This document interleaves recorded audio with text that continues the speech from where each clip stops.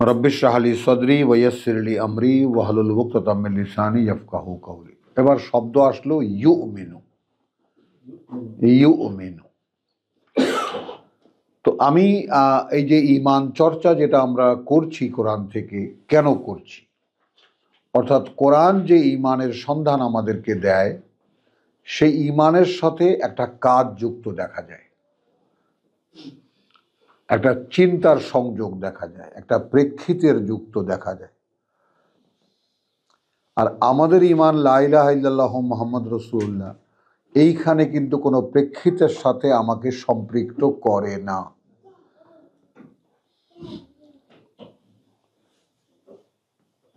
আবার আমালুস সালিহাত বলতে আমাদের ধর্মীয় সমাজ যে সমস্তকে আমল বলে, নামাজ, রোজা, হজ, যাকাত,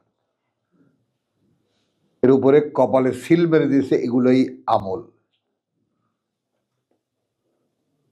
ও বিশ্বাসের মুসলমান কি হবে? আমল নাই। আমল নাই কি তার নমুনা কি? নামাজ পড়ে না। বোঝেন কথাটা? এখন আমল বলতে যে গোটা কোরআনের অনুশীলন, এটা কে কাকে বলবে?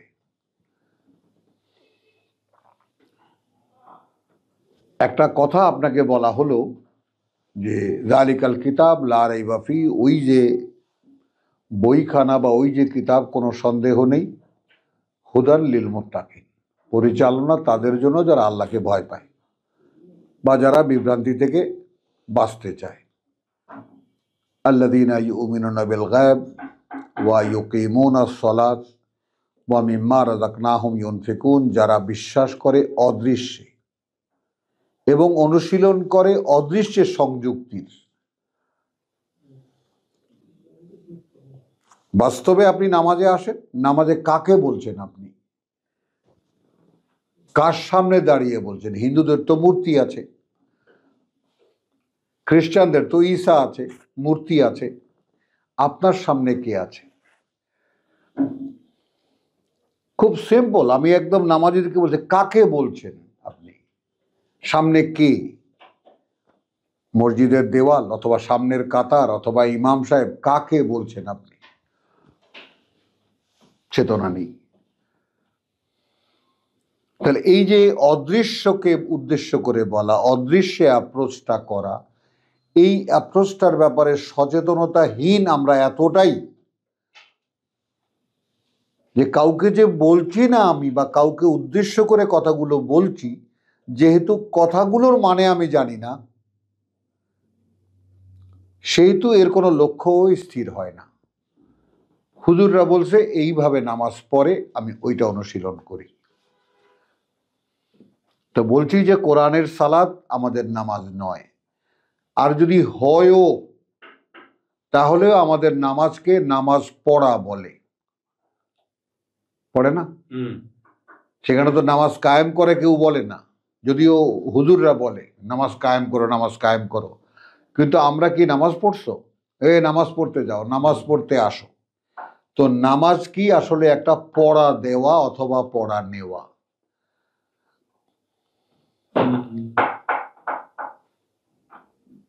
কিন্তু এমন এক পড়া যার কোনো মানে নেই।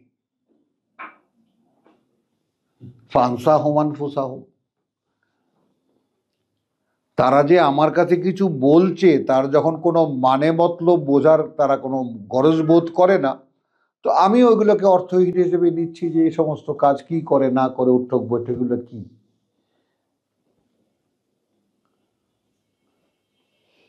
হ্যাঁ, এসেছে, মেঘ ঘনিয়ে এসেছে, সাবধান। তাহলে ওয়াইদা তাল্লাকতুমুন নিসা ফাবালাগনা আজালাহুন্না, যখন তালাক দেবে তোমরা তোমাদের নারীদেরকে, তখন আর পৌঁছে যাবে তারা তাদের মেয়াদের অন্তে। 232 বাকারা।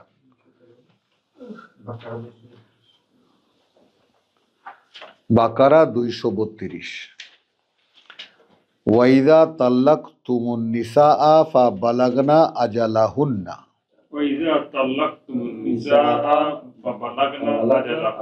যখন তোমরা তালাক দেবে তোমাদের নারীদেরকে এবং পৌঁছে যাবে তারাও তাদের সময় আনতে। ফালা তাদুলু হুন্না, তখন চাপাচাপি করবে না বা নির্যাতন করবে না তাদেরকে, আন্নিয়ানকিহনা আজওয়াজাহুন্না, হ্যাঁ, মানে এটা কিন্তু বলা হচ্ছে পরিবারকে, যে এরা স্বামী স্ত্রী ভুল করেছে, তালাক হয়ে গেছে, এখন যদি আবার তারা একে অপরকে বিয়ে করতে চায়, তাহলে পরিবারকে বলছে যে তোমরা এখানে কোনো হস্তক্ষেপ করবে না। হ্যাঁ, ফালা তাদুলুহুন্না আন ইয়ানকিহনা আজওয়াজাহুন্না, তাদের জোড়াদেরকে, ইদা তারাদাউ বাইনাহুম বিল মারুফ, তারা যদি সন্তুষ্ট থাকে বা সম্মত হয় তাদের পরস্পরের মধ্যে একেবারে রীতিনীতি অনুযায়ী, সামাজিক রীতিনীতি অনুযায়ী। যালিক, এইটা ইউ আলু বিহি, উপদেশ দেওয়া হচ্ছে তোমাদেরকে এ ব্যাপারে। এবার আসো, মান কানা মিনকুম, লক্ষ্য করেন আইনটা দেওয়া হচ্ছে বিশ্বাসীদেরকে, তারপরে যখন সেই আইনটাকে ফ্র্যাকশনে নিয়ে আসা হলো, মূলত মানে কাজের মধ্যে নিয়ে আসা হলো, তখন আবার ওইটা কথাটা আসলো।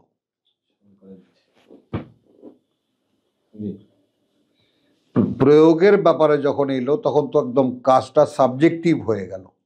সেখানেও প্রশ্ন দাঁড়ালো, যদি তাদের মধ্যে থেকে মান কানা মিনকুম ইউমিনু বিল্লাহি ওয়াল ইয়াউমিল আখির,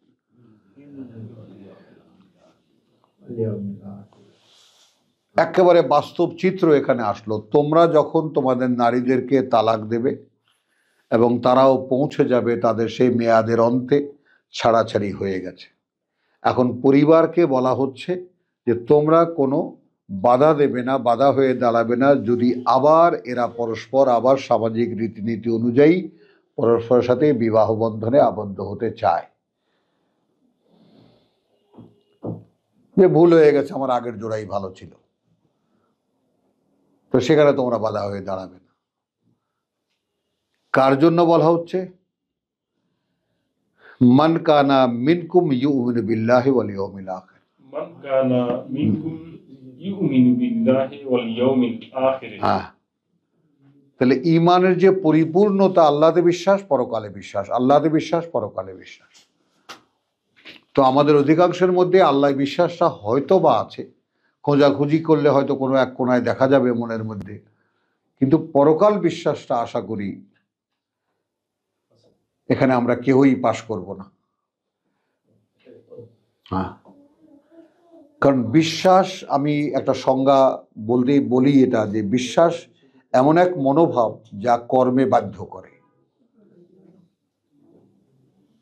আব্দুল সত্তার বলো সংজ্ঞাটা। বিশ্বাস এমন এক মনোভাব যা কর্মে বাধ্য করে, তাকে বিশ্বাস বলে। তো আমাদের মনে যে সমস্ত কথা আছে, যা যদি কর্মে বাধ্য না করে, তাহলে আমরা বিশ্বাসী নই,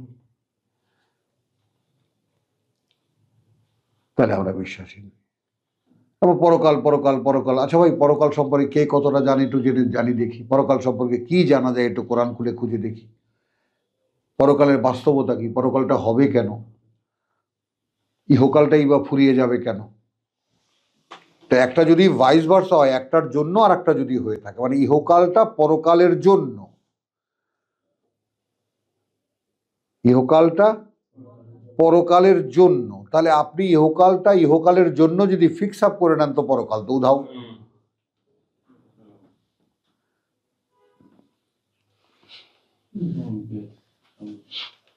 এই কারণে আমরা যেহেতু এই সমাজে, এই চেতনায়, এই শিক্ষা দীক্ষায়, এই তাই না, এদেরই মধ্যে আমরা মানে বড় হয়েছি, লালিত পালিত হয়েছি, অতএব যেই লালন পালনের চেতনা তৈরি হয়, সেই লালন পালন আমরা কিন্তু পাইনি।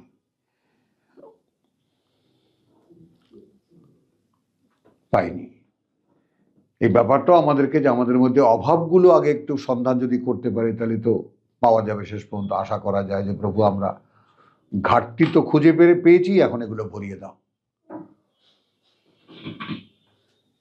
তাহলে ইনকুন্না, আচ্ছা, যালিকা ইউআযু বিহি মান কানা মিনকুম ইউমিনু বিল্লাহি ওয়াল ইয়াউমিল আখির, যালিকুম আযকা লাকুম। যালিকুম আযকা লাকুম। আচ্ছা, এই যে করতে বললাম, এই করণীয়গুলো তোমাদের জন্য বিশুদ্ধতর,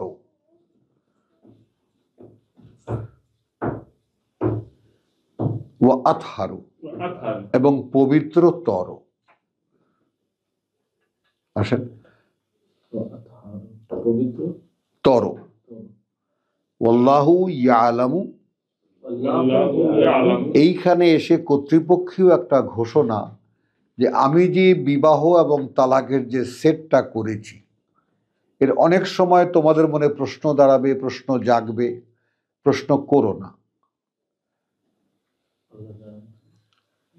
প্রশ্ন করো না। আমরা এখানে থেকে দিকে হাফিজু আলা সালাওয়াত হাফিজু আলা সালাওয়াত। 238-এ এসে, অর্থাৎ এই কাজগুলো, এখন সালাত বোঝা গেল, আল্লাহর আয়াতের অনুশীলনী সালাত। এখন আমি যেটা বুঝতে পারছি, এই ধরনের কর্মগুলো তো ধরেন সবার জীবনে আসেও না, সব সময় আসে না। Accidentally কারো জীবনে আসে, হুম। বা পরিবারের হয়তো কারো আসতে পারে, তখন এটা অনুশীলন হ্যাঁ, করতে হবে। হ্যাঁ, কিন্তু প্রতিনিয়ত অনুশীলনের তো আমাদের কিছু কাজ আছে। হ্যাঁ, কত অসংখ্য আছে, আরো কত অসংখ্য আছে।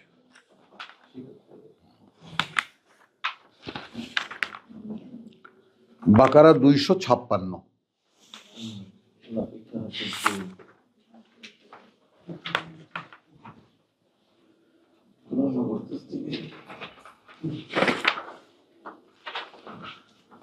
বিসমিল্লাহির রহমানির রহিম। লা ইকরাহা ফিদ্দীন, লা ইকরাহা ফিদ্দীন। কোনো চাপাচাপি নেই জীবন নীতিতে, কোনো চাপাচাপি নেই, জবরদস্তি নেই। কদ তাবায়্যানা আর-রুশদ, তাবায়্যানা আর-রুশদ। ইতিমধ্যে স্পষ্ট করে দেওয়া হয়েছে সঠিকতা। এখন এই জায়গাটায় যদি আমরা কোরআনের প্রেক্ষিত সন্ধান করি, তাহলে আমরা দেখি এর আগে 13 বছর, এবং এই 2 বছরকে যদি হিসাবে আনে তাহলে 15 বছর পার হয়ে গেছে কোরআন আসছে। ক্রমান্বয়ে কোরআন আসছে, lesson to lesson, lesson by lesson. এই 13 বছর আর 2 বছর, 15 বছর প্রায় পার হয়ে যায়। সেই কথাটা বলা হয়েছে কদ তাবায়্যানা, অর্থাৎ এই যে কথাগুলো বলা হচ্ছে এ অনুযায়ী একটি জীবন যে চলতে পারে সেটা ইতিমধ্যে দৃশ্যমান হয়ে গেছে। 2 বছর, 13 বছর তো মক্কায়, 2 বছর মদিনায়। এই মদিনার মানে বিধানগুলো সব শেষের দিকে।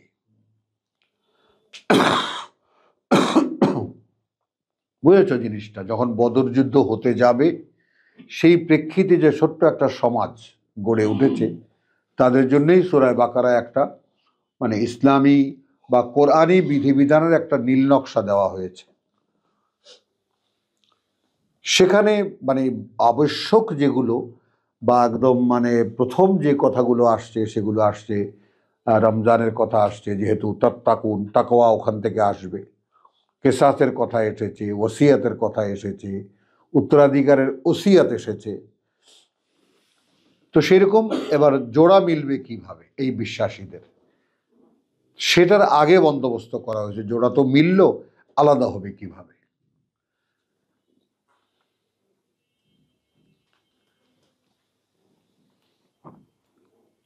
লা ইকরাহা ফিদ্দীন। লা ইকরাহা ফিদ্দীন। হ্যাঁ, তো এটা আমি আমার ব্যক্তিগত কথা বলি। মানে আমি একসময় ইবলিসের বড় একজন বন্ধু ছিলাম, নেতৃস্থানীয় বন্ধু। তো সেইখানে আমি যখন দেখলাম যে আমার চেতনা আমাকে বলল যে আপনি তো নরকের দিকে যাচ্ছেন, সেখানে মোটামুটি আরামদায়ক, মাঘের শীতে, পৌষের শীতে, আগুনের লেপ, আগুনের বালিশ, আগুনের বিছানা, ভালোই লাগবে। ফুটন্ত পানি খাবেন, তো আরামের জায়গা, যাবেন কিনা এটা ভাবেন। তো অনেক ভাবলাম, ভেবে টেবে দেখলাম যে না, ওইখানে যাওয়া যাবে না। প্লিজ, আমি যোগ করছি না, আমি আমার সাথে দীর্ঘ কাল আমি লড়াই করেছি, কারণ আমি আমাকে চেপে ধরে কোনো কিছু করাতে পারি না, বোঝালে করে। বলতে পারলাম এই কথাটা? আমাকে যদি আমি বোঝাতে পারি যে দেখো এই কাজটা তো আসলে করা দরকার, কি করবা এখন, বেশ মেনে নেয়।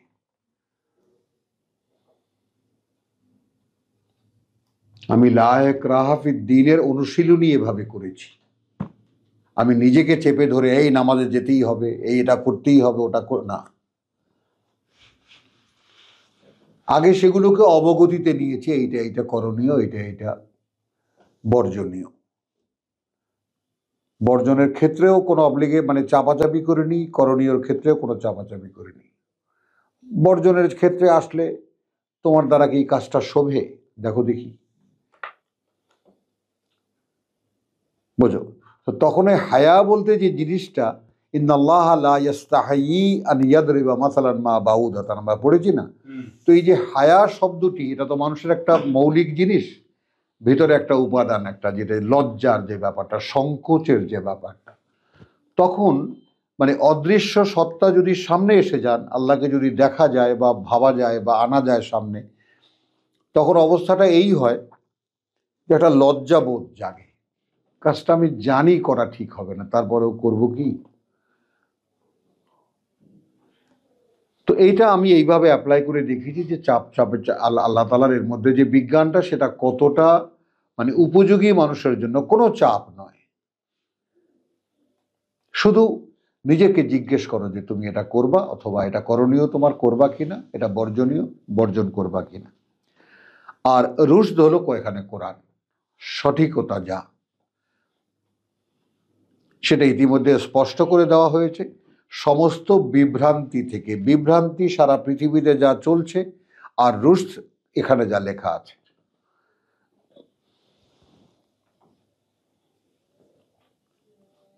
তোমার সামনে প্রস্তাবনা আকারে আল্লাহ রাখছে, সারা পৃথিবীতে যা আছে সব গাই, বিভ্রান্তি, সীমালঙ্ঘন, অন্ধকার, আর এখানে যা আছে আর রুশদ। এখন ফামান ইয়াকফুর বিত্তাগুত, এখন যে অস্বীকার করবে, প্রত্যাখ্যান করবে, বা যাকে বলে যে মানে কি বলবো, রুখে দাঁড়াবে তাগুতের, না ভাই আর পারা গেল না। আমার একটা সময় ছিল, কোনো বন্ধু বান্ধবকে যখন বন্ধুর বিশ্বাসঘাতকতা আমার কাছে প্রমাণিত, তারপরেও সে বন্ধুকে না বলতে পারতাম না, এটাও একটা সময় আমি কাটিয়েছি। তারপরে সেখান থেকে উত্তরণের জন্য আল্লাহ সাহায্য দিয়েছি। আল্লাহ তাআলা যে বন্ধুকে ছাড়তে হবে বলছি, দোষ আর পারা যাবে না, আমার একটু ভিন্ন ধরনের কাজ করি, ক্ষমা কর, পারা যায়।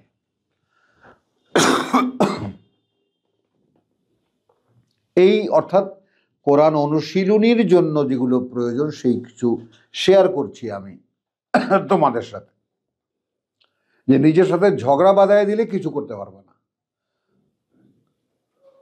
কারণ নিজের ভিতরে শয়তান এমনভাবে বসা যে ওর রাজত্ব তুমি কিছুতে, ও টোকা দিলেই তোমার ফোঁস করে উঠবে। তার চাইতে আলাপে যাও, ফৌজদারিতে যেও না, আদালতিতে যাও।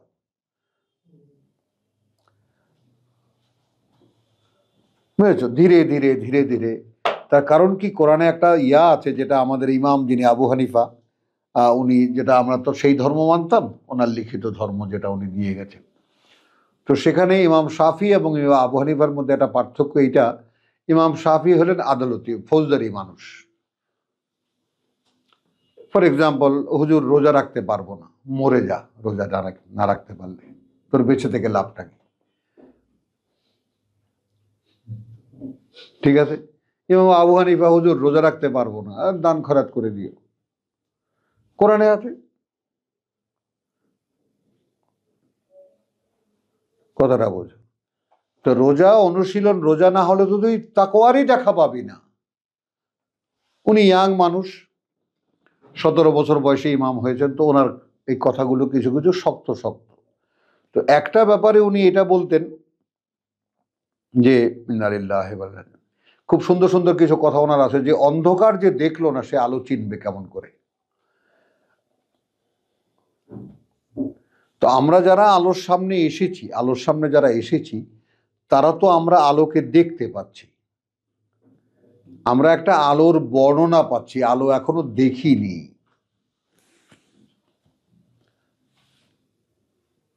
কালো কালো অক্ষর কাগজের পাতায় লেখা, এর পেছনে যে জ্ঞানটা, ওইটা আলো।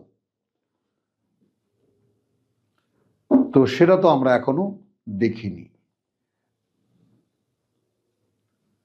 তো সেইটা উনি বলতেন যে অন্ধকার যে দেখেনি সে আলো চিনবে কেমন করে। তো আমরা তো তাগুত দেখেছি, সীমালঙ্ঘন দেখেছি, নিজেরা সীমালঙ্ঘনের উপরেই জীবনটা কাটিয়েছি, সেইটাকে এখন অস্বীকার করতে অসুবিধা কোথায়?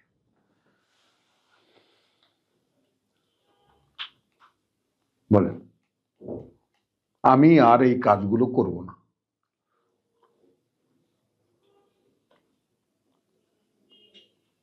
ইংরেজরা বই লিখে ফেলেছে পাওয়ার অফ নো, আর নিজেকে যে না বলতে পারে না সে কিছুই পারে না। ডেল কার্নেগি, পড়েছো না ডেল কার্নেগি? তো সেই সবচেয়ে ব্যর্থ মানুষ যে নিজেকে না বলতে পারে না। আর আমাদের মধ্যে সবচেয়ে বড় দুর্বলতা এটাই, আমরা না বলতে পারি না, কাউকে তো নয়, নিজেকেও না।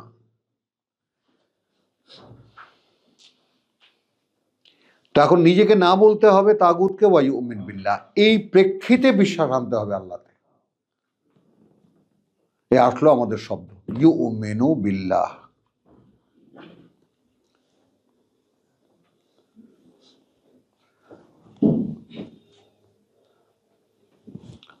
ফাকাদ ইস্তামসাকা, এই অ্যানালাইসিসটা একটু দেখো। একটা টিস্যু দিতে পারো? আমি আজকে রুমাল আনি নেই, বের করে রাখছি, আনার সময় ভুলে গেছি।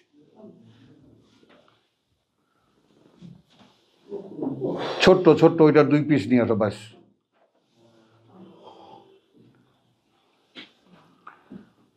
তাহলে কোনো চাপ নেই, জীবন নীতিতে স্পষ্ট করে রাখা হয়েছে আর সকল বিভ্রান্তি থেকে আলাদা করে।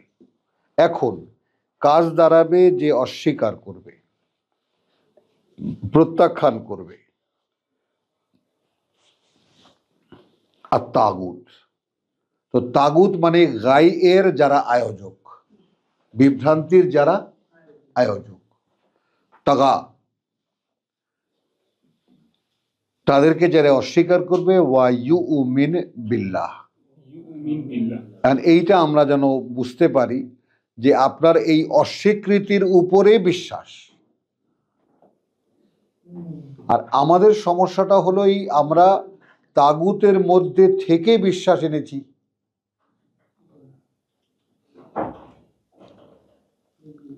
যে কারণে সমস্ত ময়লা গায়ে বিশ্বাস বিশ্বাস একটা ধারণা আমাদের মধ্যে আসছে, এটা বিশ্বাস না। এটা বলতে কষ্ট হলেও, নিজের মধ্যে ধারণ করতে কষ্ট হলেও, এই বাস্তবতাকে ফেস করতে হবে যে আমাদের বিশ্বাস বিশ্বাস নয়। তবে মানুষটা আস্তে আস্তে এগোবে। অর্থাৎ তাগা বলতে, অর্থাৎ আল্লাহ দ্রোহী যা কিছু আছে সেই সবকে আমি অস্বীকার করি কিনা, তাই না? আচ্ছা, আমি অস্বীকার করতে পারি না যেহেতু আমি দুর্বল। দুর্বল কি? আমি চারিত্রিক বা নিজের সাথে নিজে আপোষ করতে করতে এমন এক অভ্যস্ততা এসে গেছি যে নিজেকে না বলতে পারি না। একটা খাহেশ জেগে উঠলে সেটাতে বাধ্য হই সে কাজটা করতে। তাহলে করাটা কি? বিশ্বাস দেখতে পাচ্ছি, এমন না যে বিশ্বাস দেখছি না নিজের মধ্যে, সেটাও দেখতে পাচ্ছি। আর একে মানে ইনফোর্স করব কিভাবে, একে পাওয়ারফুল করব কিভাবে? পাওয়ারফুল আল্লাহর আয়াত করবে। এখন আয়াত পড়তে গেলে আয়াতে আয়াতে লজ্জিত হই, আমি তো এভাবে এরকম না। এখন এই সূরা বাকারার এই যে 56 এবং 57-তে একটা উপায় আছে, আল্লাহ বলে দিয়েছেন যে এখন ইয়াকফুর বে তাগুত বা ইউমিন বিল্লাহ, তা ভিত্তি হবে তাগুতকে অস্বীকার। তো অস্বীকারের ব্যাপারটা হলো মনে মনেও যদি অস্বীকারটা হয়, নেগেশনটা হয় যে আমি এতদিন যা করতাম তার কোনোটাই আমার বিশ্বাসের পক্ষে নয়, বিশ্বাসের সাথে যায় না, যদি নিজের মধ্যে এই মনোভাবটুকুও আসে,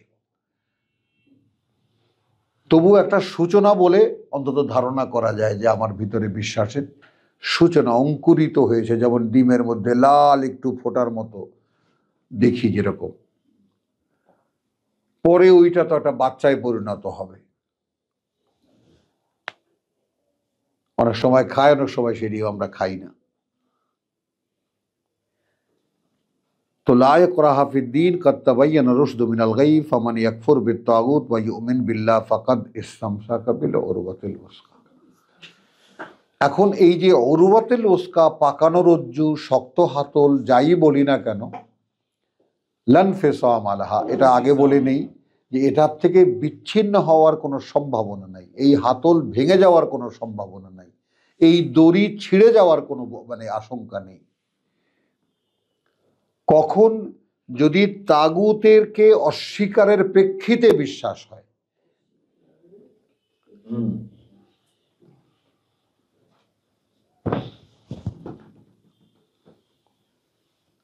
বিশ্বাসের ভিত্তিভূমি যদি হয় যে সমস্ত শয়তানি, সমস্ত আল্লাহ দ্রোহিতার উপরে দাফন কাফন করে তার উপরে দাঁড়াবো,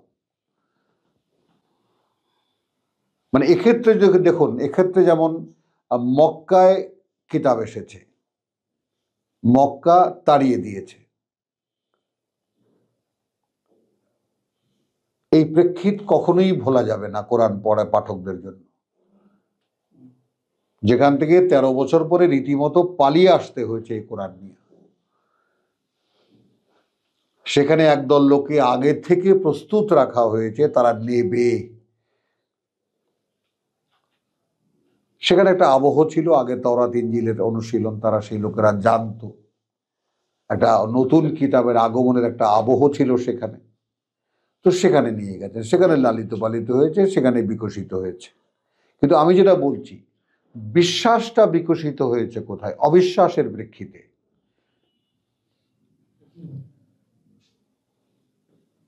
ঘোর অন্ধকার যেখানে,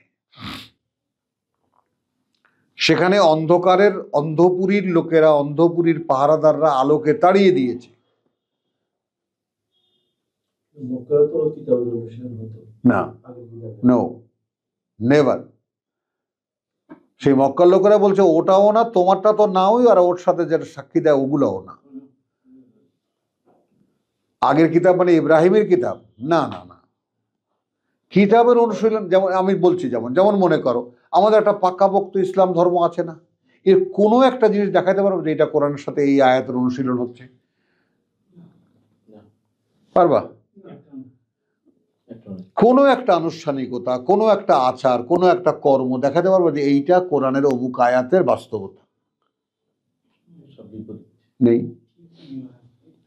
তোর মক্কায় ইব্রাহিমী ইসমাইলি ধর্ম ঠিক এইরকম। আচ্ছা, যেটা বলছিলাম, তাহলে মক্কায় সেটাকে নেওয়া হয়নি। তাহলে এখন আমাদের ভিতরে যে অন্ধকার, আমরা মনে করো মক্কায় আছি, এইখানে আলো এসেছে, এখন আমাদের মধ্যে সেই কিছু লোকের সন্ধান আমরা করি যারা এই আহ্বানে, রাতের অন্ধকারে যারা আমরা চুপে চাপে মদিনায় চলে গিয়েছিলাম।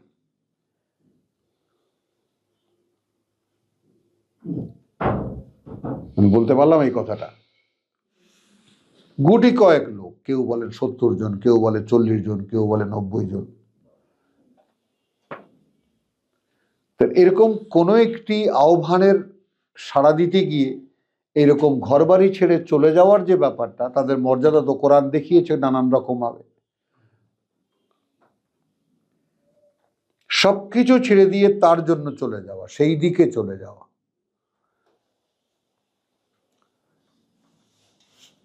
ওইটাকে বিশ্বাস বলে। এখন এটা হবে কিভাবে? আচ্ছা, তো লন লন ফেসা লা ইনফিসামা লাহা, মানে যার কোনো বিচ্ছিন্নতা নেই তার। আল্লাহু সামিউন আলিম, যেহেতু আল্লাহ সব, এই সামিউন আলিম কেন? মানে তুমি যে তাগুতকে ছাড়তে পারছো অথবা পারছো না তাও তিনি জানেন, এবং তোমার কোথায় কোথায় তোমার সেই তোমার প্রার্থনাগুলো কি সেইখানে পড়ে। তুমি কি তাগুতের মধ্যে হাবুডুবু খাচ্ছ, চিৎকার করছো, প্রভু আমাকে রক্ষা করো, রব্বানা, তাই না, কাফির আন্না সাইয়্যাতিনা।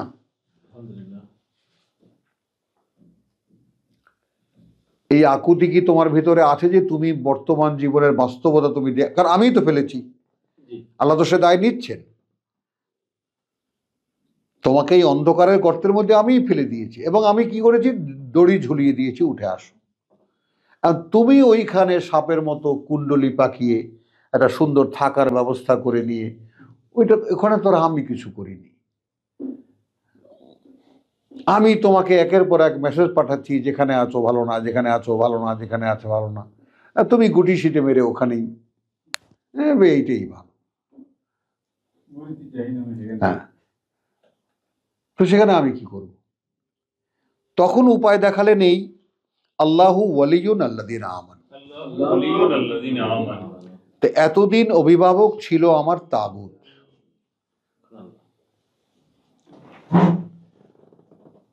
তাগুতের রাজনীতি, তাগুতের অর্থনীতি, তাগুতের সমাজনীতি, তাগুতের সিনেমা, তাগুতের নাটক, তাগুতের গান বাজনা, এগুলোর মধ্যে ডুবে ছিলাম আমি। এখানে থাকার রাজনীতি, এখানে উন্নতি করার রাজনীতি হলো, এখানে অর্থনৈতিক একেবারে একটা কিছু হয়ে যাওয়ার রাজনীতি বা অর্থনীতি, এখানে বিখ্যাত হওয়ার, এখানে সাকিব আল হাসান হওয়ার, অমুক হওয়ার, তমুক হওয়ার স্বপ্ন এখানে। তো এখন তার মানে এটা তাগুতের, এখন আমি সেই অভিভাবকত্ব ছেড়ে দিয়ে না, এখানে আমি কিছু হব না।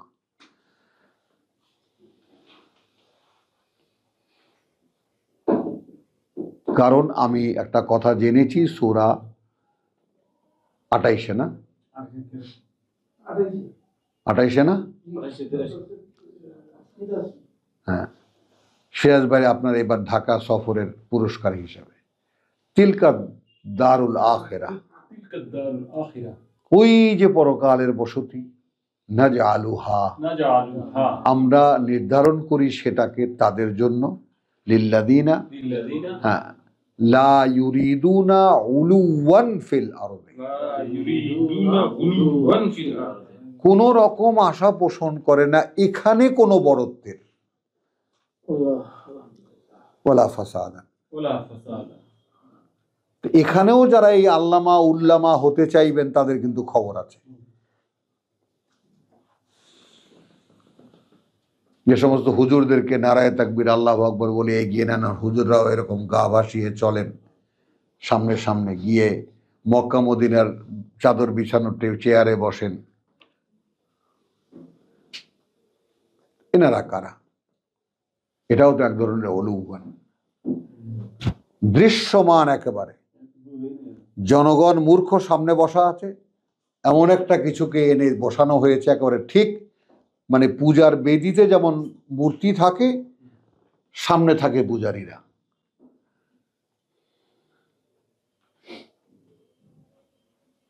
হুজুরও কতক্ষণ পরে কাশি কুশি দিয়ে শুরু করেন, এউযু বিল্লাহি মিনাশ শাইতানির রাজিম।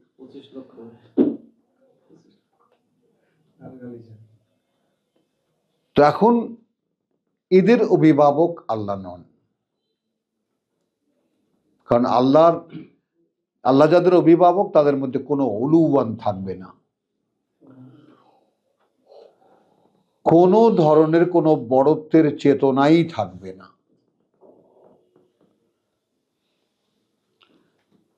আমি আমার শৈশবে আমি দেখেছি আমার খালুজান বা এরা যারা বড় বড় বড় বড় আল্লামা আলেম, তারা লিখতেন হাকির আব্দুল কাইয়ুম, হাকির, হাকির নিকৃষ্ট, কি এ সমস্ত দেখেছেন? মানে বিনীত অমুক, অধম। হ্যাঁ, হ্যাঁ, কারণ এই চেতনাগুলো মরে গিয়েছিল, সেগুলোকে জাগাবার জন্য কিছু কালচার মুসলমানদের মধ্যে শুরু হয়েছিল। কিন্তু ইয়ার মধ্যে আছে, হিন্দুদের মধ্যে আছে আমি অকৃত অধম, হ্যাঁ, এই বোধটা আছে ধর্মীয় ইয়াতে। তা আসুন, তো যারা অভিভাবক, যাদের আল্লাহ আল্লাহু ওয়ালিয়ুন আল্লাযিনা আমানু, এই অভিভাবক যে পরিবর্তনের যে ব্যাপারটা, আল্লাহ অভিভাবক হন তাদের যারা তার প্রতি বিশ্বাস আনে। এইটা আর একটা সন্ধান যে আমি কি আল্লাহর অভিভাবকত্বে আসতে পেরেছি? এখন কি আমি বোধ করছি যে আমার অভিভাবক আল্লাহ? তবে না ঈমানের প্রশ্ন, তবেই না বিশ্বাসের প্রশ্ন। ভাই আমি এখন স্পষ্ট আমার কাছে, আমি এখন আল্লাহর অভিভাবকত্বে আছি, এখন তিনি আমার অভিভাবক, আমি নিরাপদ জায়গায় এসে গেছি। তারপর কারণ কি? তারপর কারণ আমি দেখছি ইউখরিজুহুম মিনাজ যুলুমাতি ইলান নূর। যদি তার অভিভাবকত্বে কেউ আসে তাহলে তাদেরকে তিনি বের করেন ঘোর অন্ধকার থেকে আলোর দিকে। তো আমার এই যে অগ্রযাত্রা পায়ে পায়ে, হোক সেটা খুব ছোট ছোট স্টেপে, হোক সেটা সেন্টিমিটার, হোক সেটা মিলিমিটার, তাই না? আমি কি এগোচ্ছি আলোর দিকে?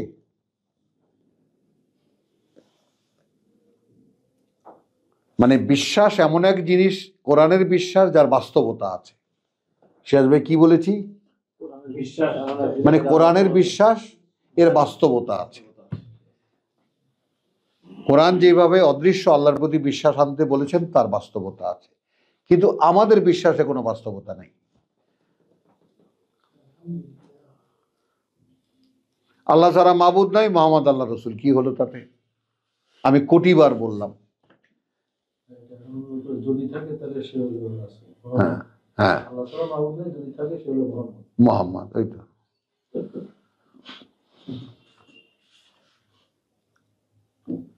তো এইটা দেখেন যে আমি ওটাই বললাম যে আমরা ঈমান খুঁজতে কোরআনে এসে দেখি যেখানে এই শব্দটি যে ফর্মেই আসুক না কেন, সেই ফর্মে তার সাথে কিছু কর্ম জুড়ে দেওয়া হয়, ভাবনা জুড়ে দেওয়া হয়।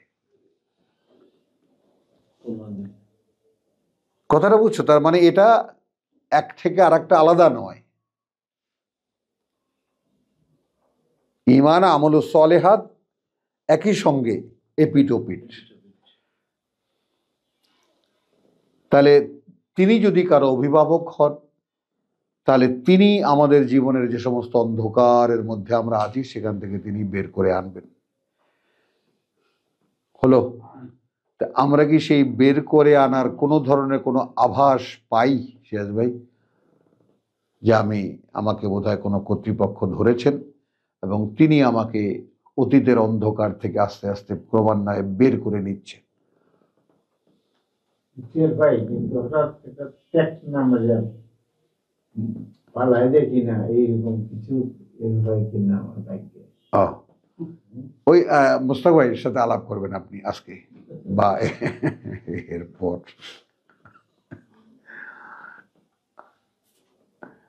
উনি অটোপাসের মিছিলেও গেছিলেন আল্লাহর দরবারে। উনি একদম খামতি দিয়ে বসে আছে, আমাকে নিলে নাও আর নালে আমার এত ঠেকা নাই। ওয়াল্লাযীনা কাফারু আউলিয়াহুমুত তাগুত।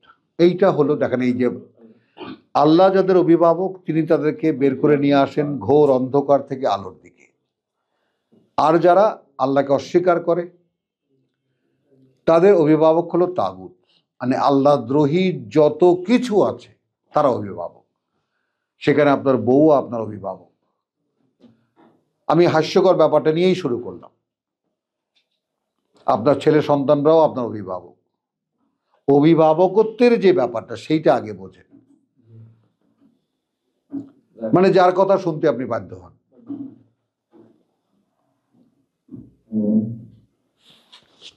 তাহলে কোথায় নিয়ে যায়? ইউখরিজুনাহুম মিনান নূরি ইলা যুলুমাত। তারা তাদেরকে বের করে নিয়ে যায় আলো থেকে অন্ধকারের দিকে। আমার যাত্রা তাহলে কোন দিকে?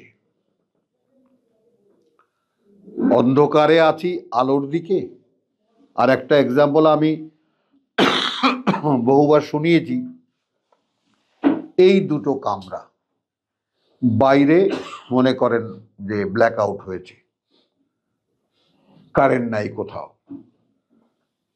এখন এইখানে যদি আপনি কোনায় দাঁড়িয়ে একটা দেশলাইয়ের কাঠি জ্বালান, পিকচারটা দেখেন, ঘোর অন্ধকার এই দুই কামরার মধ্যে, কোনো আলোর সোর্স নেই বাইরে থেকে আসার। এরকম ঘুটঘুটে অন্ধকারে আপনি যদি একটা দেশলাইয়ের কাঠিও আপনি জ্বালান, সে কিন্তু কামরা দুটোকে আলোকিত করতে পারবে না। এমনকি তার ছোট্ট বলয়ের বাইরেও সে আলোকিত করতে পারছে না। কিন্তু যেটা হচ্ছে সেটা হলো এই দুই কামরা ভরা অন্ধকারকে চ্যালেঞ্জ করছে সে। এই কথাটা বুঝতে পারো কিনা ইসমাইল ইব্রাহিম? জানান দিয়েছে যে আমি তোমাকে মানি না,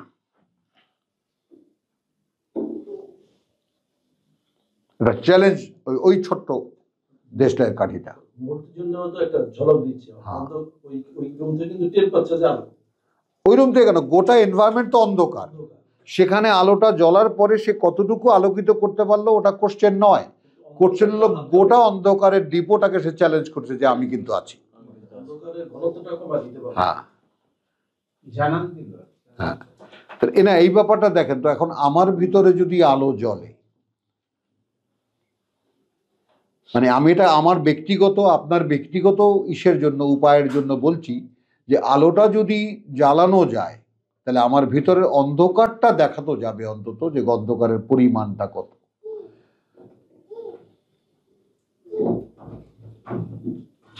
সেখানে মনে করেন একটা কুপি হয়তো পেলে আরেকটু আলো হতো, একটা হ্যারিকেন হলে আরেকটু আলো হতো, হ্যাজাক হলে আরেকটু আলো হতো, একটা ইলেকট্রিক বাতি হলে তো উদ্ভাসিত হয়ে যেত। তো আলোর একটা তৃষ্ণা জাগতো আমার ভিতরে। কিন্তু এখন সমস্যার লোক সেই তৃষ্ণাও তো বোধ করি না।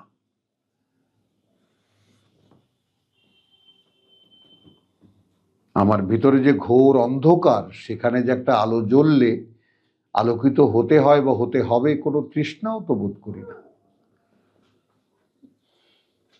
এইটা ভয়ঙ্কর। উলাইকা আসহাবুন নার, উলাইকা আসহাবুন নার এনারা আগুনের অধিবাসী, হুম ফিহা খালিদুন, হুম ফিহা খালিদুন। তারা সেখানেই থাকবে স্থায়ীভাবে। 264। শেষে হ্যাঁ শেষ করে দাও।